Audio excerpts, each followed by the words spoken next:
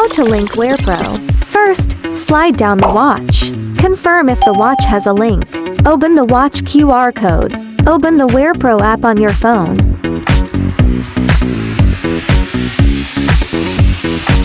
Click on Device. There are two ways to link a watch.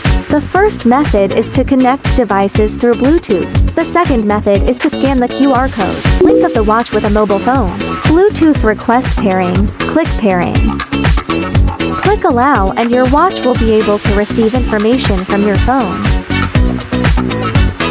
Slide down to open Notification Reminder.